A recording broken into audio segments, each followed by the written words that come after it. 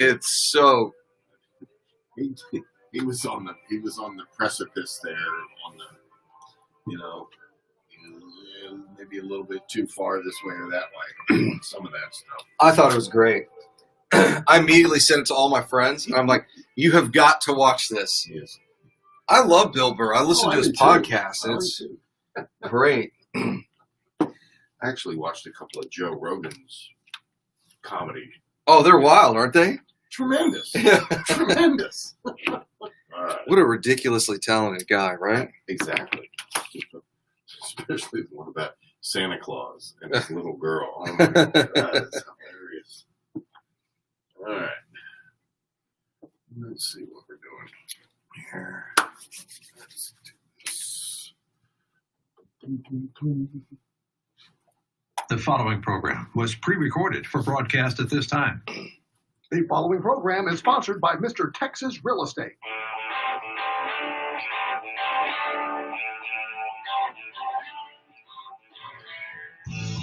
Welcome to the Texas Real Estate Radio Network with Mr. Texas Real Estate Jason Bible and Mr. California investor Robert Orfino.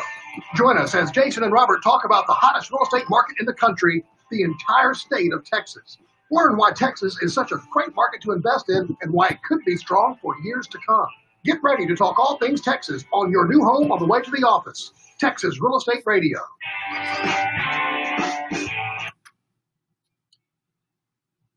Public service announcement. Rob and Catherine are both out of town. They're actually taking off this morning, so I'm speaking too soon here. So there are very few adults at the Texas Real Estate Center until next week. So who knows what's going to happen. In fact, Brian's coming by the studio here in the next hour, and we're going to talk about money. I know you guys have, a lot of y'all have contacted us about investing, and in particular, investing in our fund. We opened the fund up because we found a package of properties we want to buy. We want to put it in the fund. We need to raise some additional capital in order to do so. So we're going to talk about that in the second hour. We got just some smoking deals. We were going to wholesale them out to our members, but for whatever reason, I don't think they want them. So it's like, all right, well, we'll put them in the fund. That's the deal. If you're a part of our mastermind group, single family real estate in Houston, we send to our mastermind members first. And if anybody wants them or doesn't, we're like, oh, okay, cool. Then we'll put them in the fund, or Rob and I will take them down personally. So it's going to be great. We're just going to put them in the fund. So we thought we had them sold inside our group, and our group's like, well, I don't know, maybe not. They need a lot of rehab. They're kind of outside of town. I'm like, these are great deals. So we're just going to put them in the fund. So if you are interested in investing with us, you can send us an email, shoot us a text, 281-401-9008, 281-401-9008, and just text FUND, F-U-N-D. We pay a 9% preferred return and 10% in equity whenever we sell a property in the fund. So anyways, we'll talk more about that in the second hour. Today, I want to talk about economics. There seems to be some confusion out there with my colleagues here in the real estate industry. I had a fantastic weekend on Facebook. A lot of people talking about there's this little picture going out, meme, and it's got a picture of one of these millennials, and they're screaming and crying. And at the top of the meme, it says, taxes go up. And then at the bottom, it says, so does rent. And it's kind of making the rounds with all of the property management companies and landlords across the country.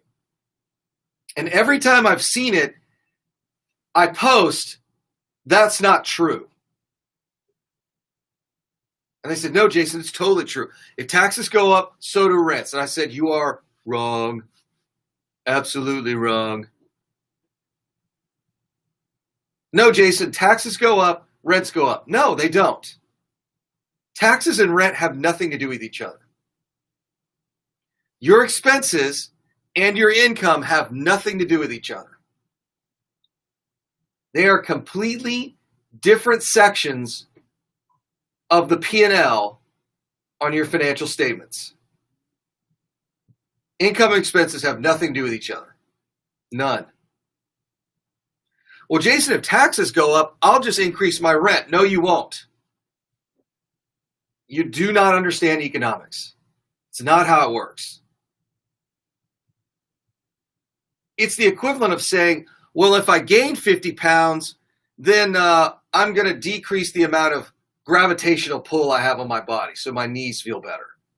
Like, what does that have to do with anything? It doesn't even make sense. Income has nothing to do with expenses. I'll give you an extreme example. Go buy and rent $1 million home here in Houston. Just for grins, you guys that are watching us online, go to HAR right now and look at what's for rent in West U, Bel Air, and Memorial that's over 5,000 square feet.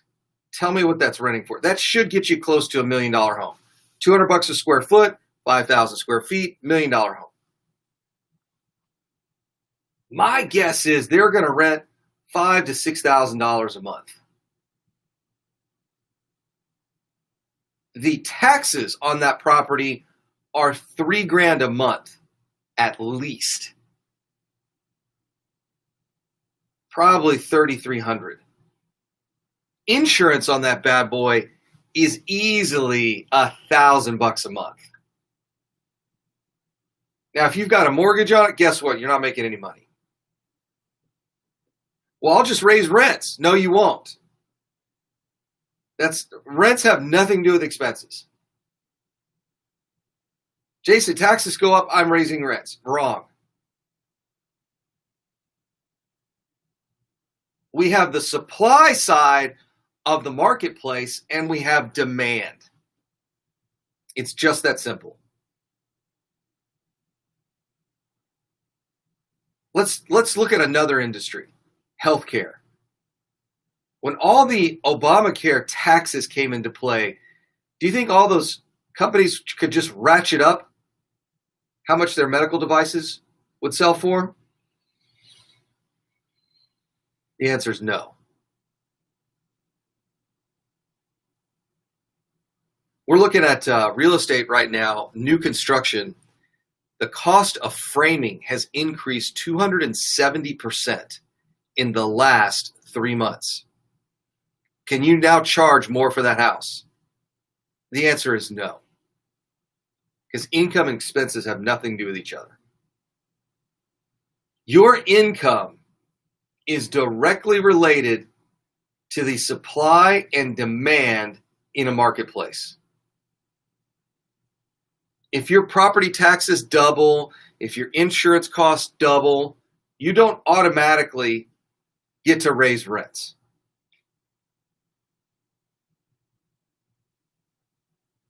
Expenses have nothing to do with income and vice versa. This was fascinating discussion this weekend because this is how I know I've won the argument before it even started. Somebody got on Facebook and said, they posted that little picture. At the top of the picture it said, taxes go up, and then at the bottom of the picture it said, rents go up. And I said, that's wrong. And I had all these guys, all I said was, wrong.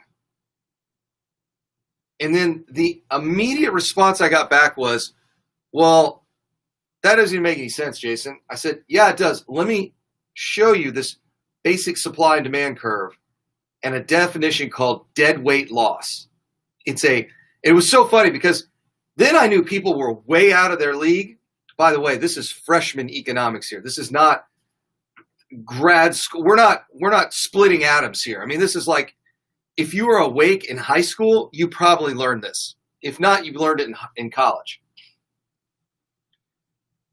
I know I've won the argument when somebody immediately comes in and says, well, I've got 20 years of property management experience. And my initial response, and I almost do this every time, and I'll say, well, those must have been 20 really wrong years because this is a lesson you learned year one. You kind of skipped over some important parts there about how to raise rents. I know I've won the argument already when somebody tells me about how much experience or education they have. I'm like, oh, we're not even going to have a discussion about the merits of the argument. You're going to tell me how much of an expert you are. You could just tell me explain it.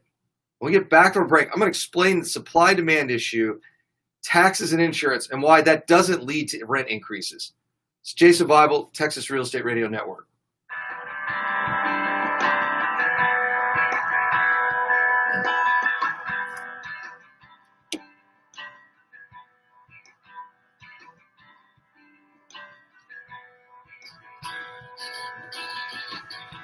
What song is that? Where are we going today? YouTube guys. Oh, by the way, I'm banned on Facebook until after the election. So if you're seeing this on Facebook, I'm not sure how. Maybe it's through one of our other channels. So everybody subscribe to the YouTube channel. So why'd you get banned? I think it was the last broadcast I did. We called it, remember when Trump got out of he was released from the hospital?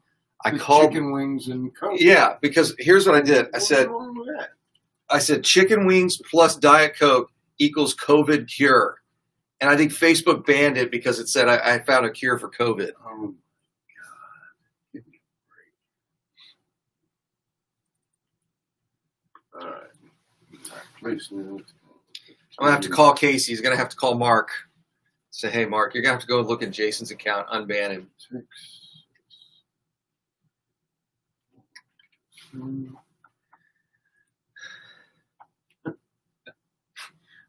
Yeah, so I watched a little bit of that on YouTube just to see what things sound Yeah. like sometimes. Like chicken wings. Chicken wings. That Bill Burr monologue was so great. You could hear those little snowflakes just like he completely bombed in that opening, and it was so good. They were just not ready for it. No, I'm going, God, they're letting them do this? Oh, it was so great. All right, you ready? I'm ready. I think. I hope. Oh, I'm not ready. Once.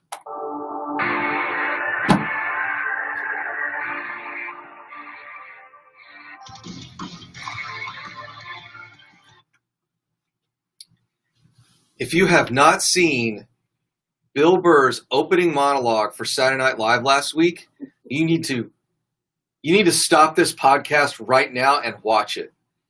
He absolutely bombs the monologue because he just eviscerates the left and the right. It is so good. It's so good. He is quickly becoming one of my favorite comics. He is just hilarious. So if you've not seen the Bill Burr monologue for SNL, highly recommend. And then if you've got a little bit extra time, he does a commercial for Sam Adams, which is hilarious. It's absolutely great. So I highly recommend watch a little Bill Burr stuff today. It always puts a big smile on my face. He is just a seething pile of rage. It's so great. Anyway, let's talk about economics. Biden gets elected, taxes. Well, let's back up. Taxes are going up. It might not be under Trump, but let me back up even further. Let's talk about big picture. How is government funded? Why is this important to you as a real estate investor? Because taxes are a critical piece of your investment strategy. In the world of funding governments, there's two ways to do it. One is through taxation. The other one's inflation. Inflation is a tax on savers. And that's most of the folks that listen to this show. You're making a little money. You know, you and your wife probably put some money away. Maybe we're going to invest in real estate. Maybe we're going to buy stocks. You're going to maybe do some day trading, whatever it is. You got some money. Because otherwise, why would you listen to the show? Because it's not entertaining, that's for sure. It's just a ridiculous show, right? So you got a little bit of money set aside. And what most Americans who've got some savings, who are starting to do some investing, most likely do not realize is that when you see stimulus packages like the one that's about to be passed, what they don't realize is how detrimental that is to savers. Your purchasing power is reduced, the more money there is in the system. So governments are funded one of two ways, through taxation or inflation. So when I get real fired up about Trump, and don't get me wrong, I'm voting for him. I'm not voting for, I shouldn't say I wouldn't be voting for Biden. You're really voting for Kamala Harris. And that is a scary human being to be in the White House, just to be perfectly honest. I'm really not that worried about Biden. Biden gets in, I don't think a whole lot changes. But let's be honest. Biden's health ain't that great, and you know he's not going to make it 4 years. So really, who are you voting for? You're voting for Kamala Harris. Trump just placed $12 trillion of money in the system. A better way to say that is Trump just raised taxes by $12 trillion. I know you're not going to like that, but it's true. Like, we got to start having, regardless of who you want to win and who your guy is, we got to start having real, you know why we got to have adult conversations? Because unlike all the political shows that you listen to on this radio station, this is about making money. This is about building wealth. And on this show, we have to have adult conversations. And one of the adult conversations we have to have is Trump just raised taxes by $12 trillion. How did he do it? By supporting fiscal and monetary policy through the coronavirus. That $12 trillion of expansion comes from somewhere. And it has to get paid sometime in the future. And it's paid one of two ways. The purchasing power of the dollar is reduced because more money is put into the system. That should not be a surprise to anyone. If you want to reduce the value of something, make more of it. It's that simple. It's a real easy concept for people to get. You want to reduce the cost of cell phones? Make more cell phones. I mean, do you guys, Rick probably remembers better than I do. I remember driving in a guy's car that had an actual car phone. Rob, probably his first phone was probably in a bag. Or that big brick. I really wish somebody would come out with a phone that worked on the 5G network that was one of those big bricks. I would totally buy one. Have a belt clip on it. And everyone would go, does that really work? I'm like, you bet it works. I'm going to call you on it right now. It'd be great if you could text on it. It's got one of those little 2-line LED screens, text back and forth. But those things were ridiculously expensive. We're like $3,000 in the 80s. Now, because we've printed so much money, $3,000 in the 80s adjusted to 2020 is like $6 billion. It's not that much, but it wouldn't surprise me if it was $15,000. Right? I mean, the phones were crazy expensive. Well, guess what? Now I think you can buy a phone. I mean, where do you get? You could buy burner phones, right? What are they, like $20? Buy them at a kiosk in the mall. I mean, they're just, phones are not really worth that much until you get to the high-end iPhones and all that. Yes, I know the new iPhones came out yesterday. I'm trying to figure out which one I'm going to order because my screen's broke on my current one, and I didn't want to replace it till the new ones came out. So can't wait. New one's coming out. So if you want to reduce the value of something, produce more of it. It's that simple. Things that are valuable typically are rare. So we had a tax increase of $12 trillion.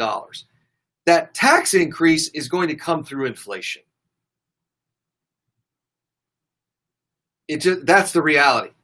You can claim Congress, everybody in Congress, and the president right now, the Republican Party is conservative. Well, I can tell you their actions are the complete opposite. In fact, they're all trying to outdo each other how much money they can print and produce.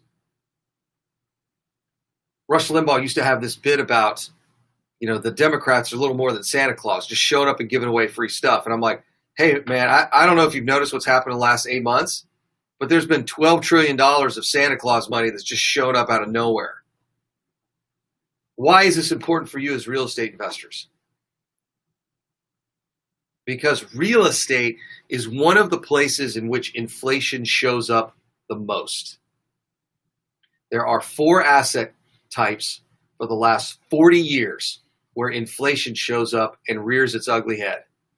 It's the cost of higher education, it's the cost of healthcare, it's the cost of automobiles, and it's the cost of real estate. So when I get these economists around the room, and one big disagreement I've had with Mark Dotzauer for years is he'll say, well, there's virtually no inflation. And I'm like, well, how do you measure inflation? Because housing is not a part of the core CPI. It hasn't been since 1999. But if you add housing back in, we are well above 2% a year of inflation. Inflation is a tax. It absolutely is a tax. It's not a tax you write to any government entity, but it is certainly a tax in the marketplace. If you want to make dollars worth less, produce more of them. That's what's happened in the last 8 months. $12 trillion. And they're debating right now on another 2. If you want to protect yourself from inflation, buy real estate. When we get back from the break, I'm going to talk more about rents and inflation. It's Jason Bible, Texas Real Estate Radio Network.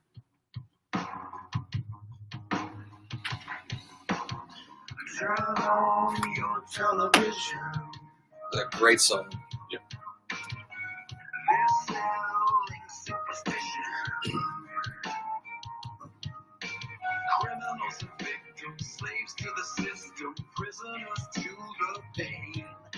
The whole world's addicted, tangled up and twisted, panic pumping through our veins. Well, baby, they say I'm a low life, 'cause I'm so alive.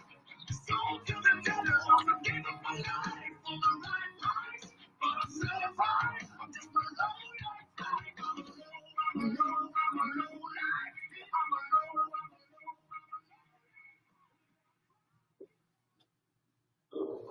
Ready when you are. Good morning, everybody. All right, let's do it.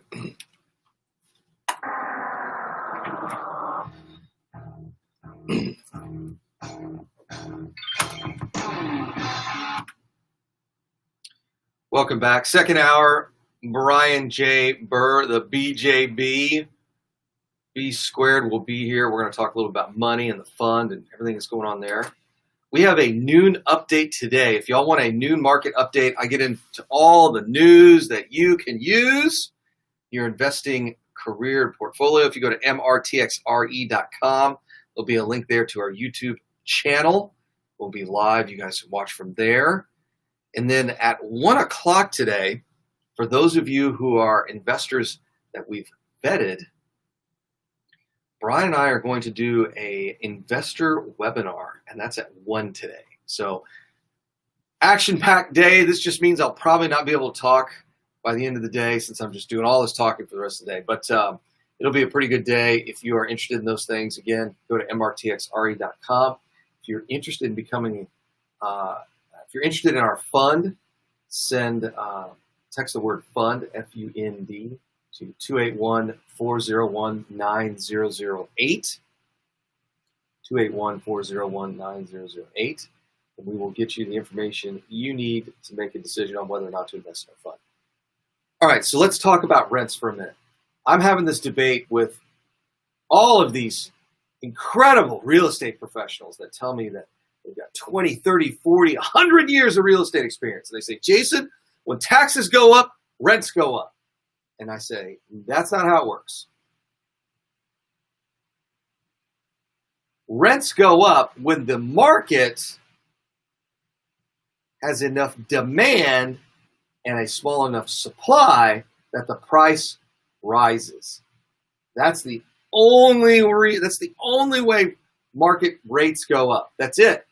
Assuming an efficient marketplace, as demand rises and supply stays the same or shrinks, prices go up. It's amazing to me how many people want to argue about the current real estate market when I say things like, guys, prices are going to continue to go up by a lot. Well, Jason, how do you know that? I mean, there's no way, right? Like, everyone wants to argue. That's what's funny. Nobody asks a question. Everybody wants to argue. Jason, there's no way. Real estate prices can't go up forever. And I'm like, yes, of course they can't go up forever. There'll be a crash at some point. There'll be a market crash. There'll be a real estate crash. There'll be an apartment crash. There'll be a commercial office building crash. Yes, at some point, given a long enough timeline, there will be a crash. Now let's put on our thinking caps and let's talk about what happens next. Markets right now in the United States, the real estate market is headed for a steep increase in prices. Why? Demand is up 25%. Supply is down 25%. That's a 50% delta. That 50% is putting enormous pressure on prices. There's only three ways prices go: up, down, or the same. If you have 25% less supply and 25% more demand, I'll tell you right now, they ain't going down. We can eliminate market crash from the selection of three options. Run that dry erase marker across market crash. So now we have two options. Prices stay the same or prices are going up. We have less than 3 months of inventory on the market. A stable market, meaning buyers and sellers. Look, if you hear this term, it's a buyer's market, it's a seller's market. What that really means is who has the advantage in a negotiation. That's really what that means. Hey, Jason, it's a buyer's market because there's more supply and less demand. Or it's a seller's market where there's less supply and more demand. But in reality, what does that mean? One party has an advantage over the other in a marketplace at that time. We've been in a seller's market since 2012. Sellers have the advantage. And when sellers have the advantage, they can set the price and the terms. Remember, in a marketplace, and again, the marketplace is the one that sets the price. That price is negotiated between buyers and sellers in a marketplace. Period. But if you're in Cyprus and you've got a 200,000 square foot house in Cyprus, a 2,000 square foot house in Cyprus, you cannot command the market to pay you $2 million. That's probably a $200,000 to $300,000 house. There's still some bounds in the marketplace in which we've got to play by. Rents work the same way. Just because taxes go up or insurance goes up or the cost of capital, i.e. interest rates go up, doesn't mean you get to charge more for rent. That's not how the real world works. And I was excoriated on Facebook by all of these, quote, experts that had 20 and 30 years experience on, well, Jason, if taxes go up because Biden gets into office, rents are going up. And I said, no, that's not how that works. In fact, for landlords, if Biden gets elected, could be a little bumpy halfway through his term. I've not talked about this on the radio show before, but I've talked about it on our market update. Sleepy Joe, I don't know why I like that nickname so much. Sleepy Joe, I think Rush calls them plugs. So Joe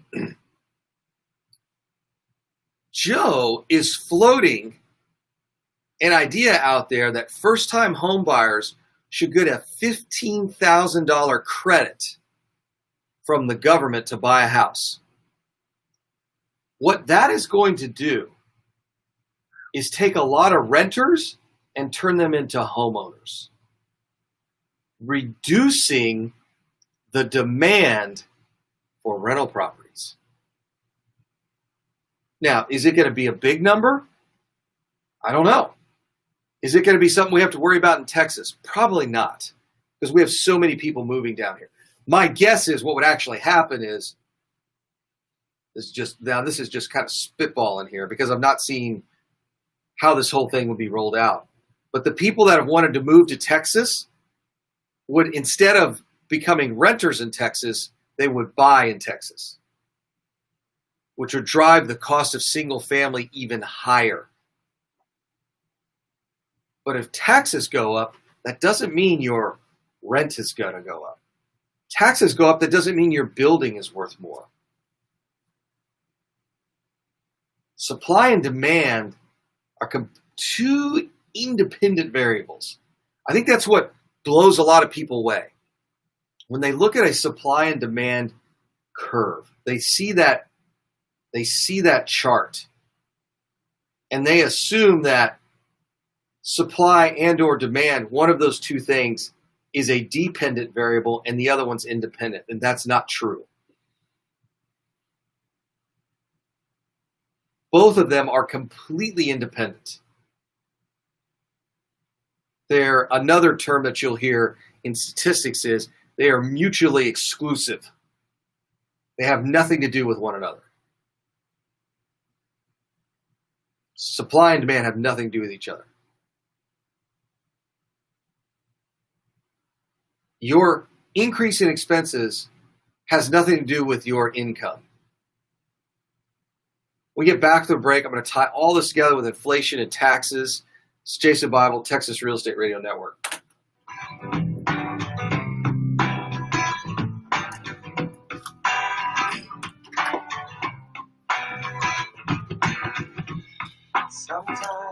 What's going on, guys?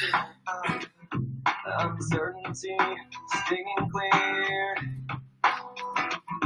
It's almost like traffic's kind of getting back to normal out there, isn't it? Yep. Yes, I thought the same thing yesterday. I went, oh my God.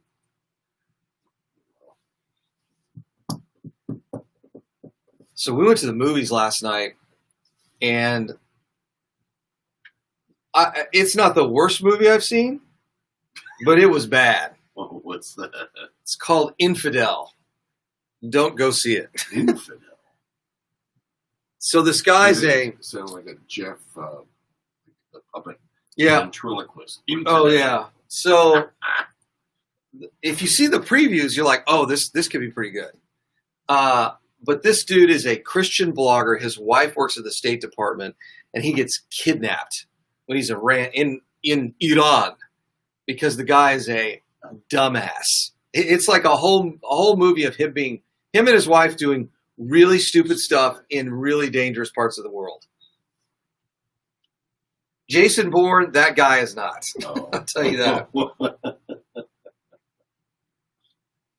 His first escape attempt, I'm like, man, you got to up your cardio at the gym, buddy. You are not running fast enough. Like you knew as soon as it's kind of doing this. Oh, it was so bad. The acting was terrible too. Sit behind a computer too long. Yeah, a little too much blogging. There you go. All right, there we go. Ready, open. Let's go.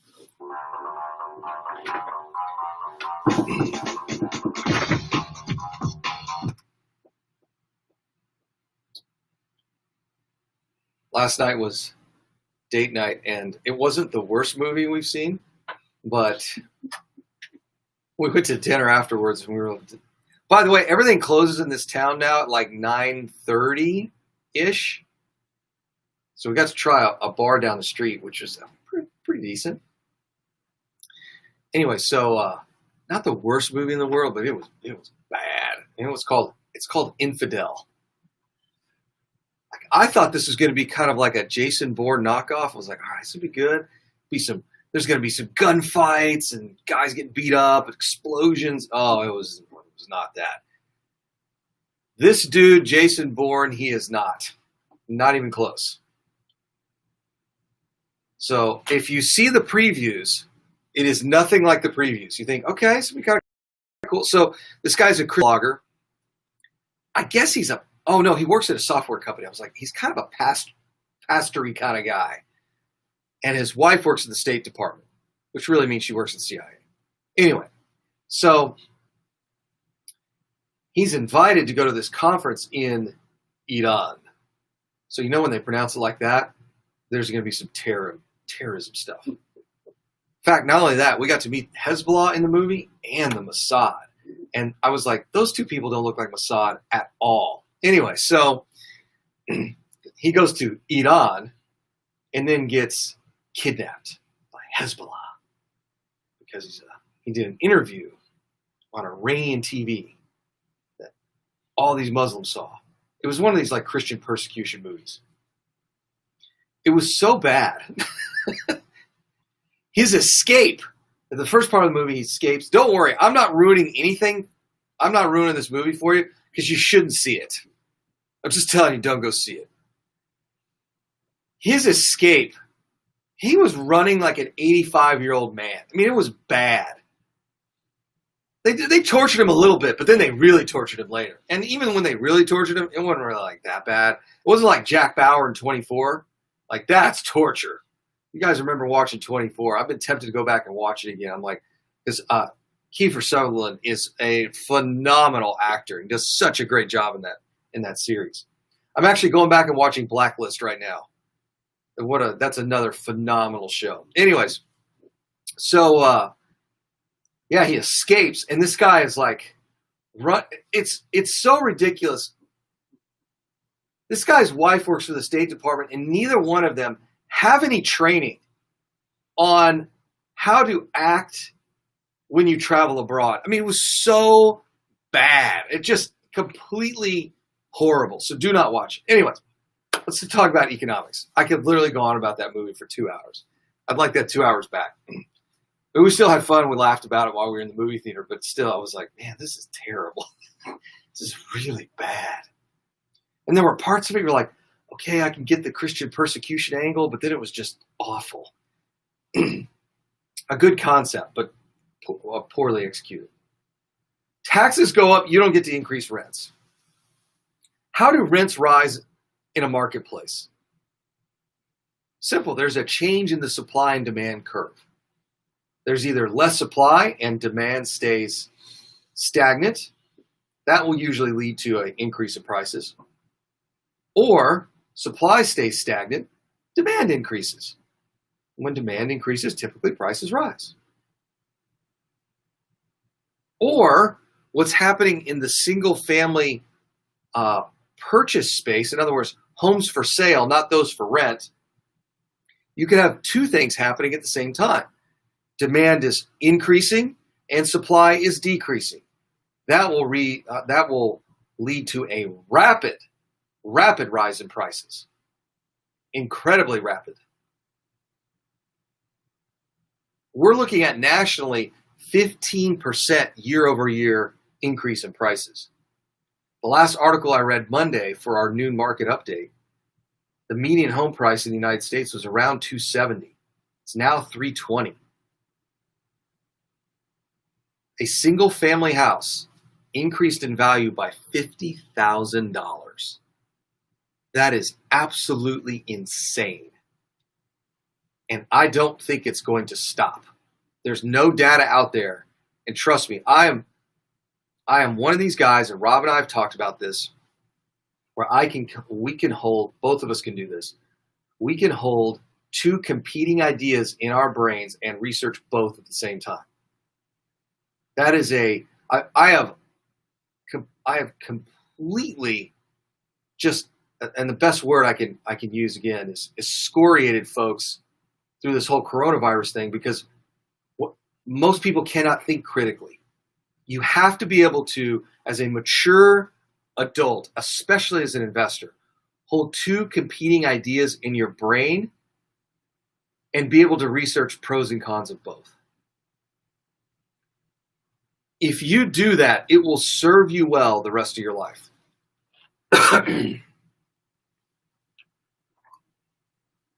If you can hold two competing ideas in your brain and evaluate the pros and cons of both, it will serve you incredibly well.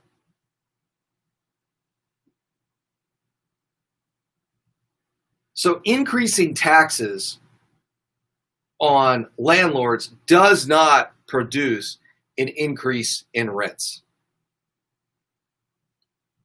Not initially. Here's how rents may go up. There's an increase in taxes on landlords. Property tax, maybe there's a landlord tax, who knows?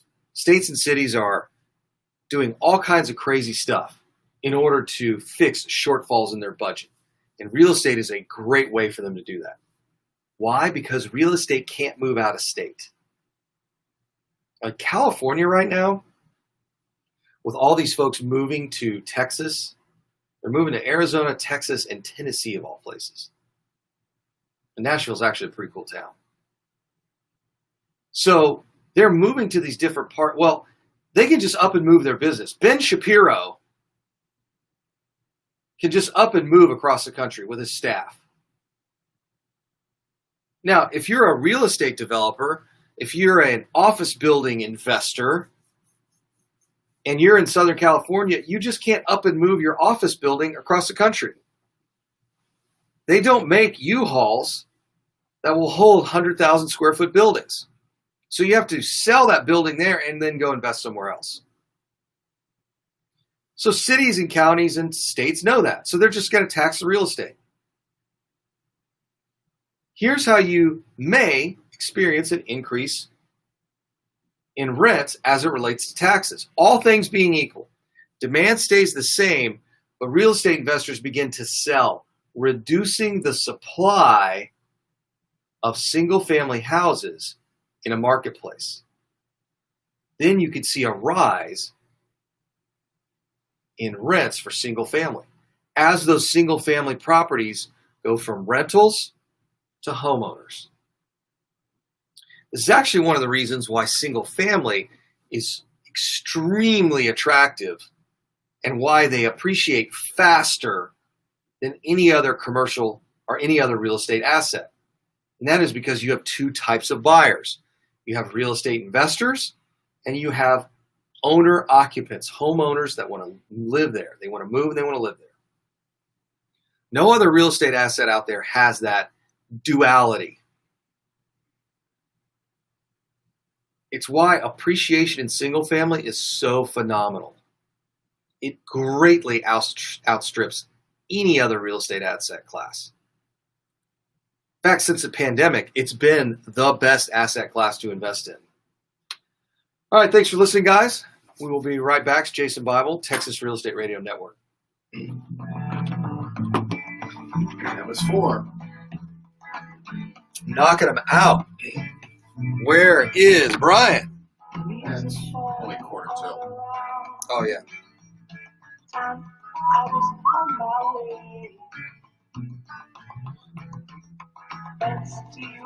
All right, guys.